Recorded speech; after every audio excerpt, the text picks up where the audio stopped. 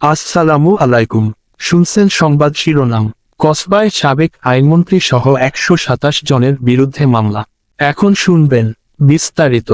ব্রাহ্মণবাড়িয়ার কসবায় সাবেক আইনমন্ত্রী আনিসুল হককে প্রধান আসামি করে গত রোববার রাতে ১২৭ জনের বিরুদ্ধে বিস্ফোরক ও নাশকতা ধারায় মামলা করেছে ছাত্রদল নেতা সিরাজুল হক ইমু।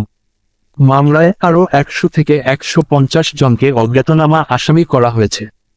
এ ঘটনায় সারা কসবায় আতঙ্ক বিরাজ করছে।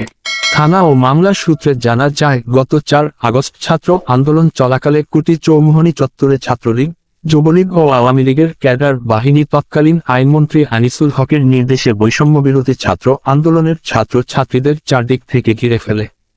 সন্ত্রাসী কায়দায় কিছু ছাত্রীর চুলের মুঠোয় ধরে টানা হেঁচড় করে এবং লাঠি, রড দ্বারা বেদম প্রহার করে তাদের রক্তাক্ত জখম করে অভিযোগ করে।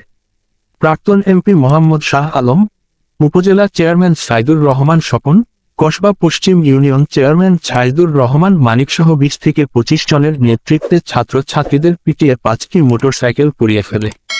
এসব আসামিরা বাদী সাদ্দাম হোসেনকে গলায় গামছা পিছিয়ে মাটিতে ফেলে কিল, ঘুষি, লাথি মেরে বুকের উপর চেপে বসে গুরুতর জখম করে। আসামিরা এলোপাথারি পিস্তলের গুলিতে বহু মানুষকে জখম করে। কসবা থানার ওসি আব্দুল কাদের এ ঘটনার সত্যতা স্বীকার করে বলেন, ১২৭ জনের বিরুদ্ধে বিস্ফোরক আইনে মামলা হয়েছে। কসবা থানায় মামলা নং ২১। তিনি বলেন, আমরা আসামি গ্রেপ্তারের জন্য চেষ্টা চালাচ্ছি।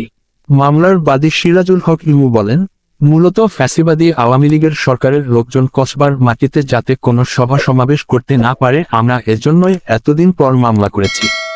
তিনি আরও বলেন, আমরা ফ্যাসিবাদী আওয়ামী লীগের, যুবলীগ নিষিদ্ধ ছাত্রলীগকে কসবার মাটিতে পা রাখতে দিব না। ব্রাহ্মণবাড়িয়া 24.নিউজ।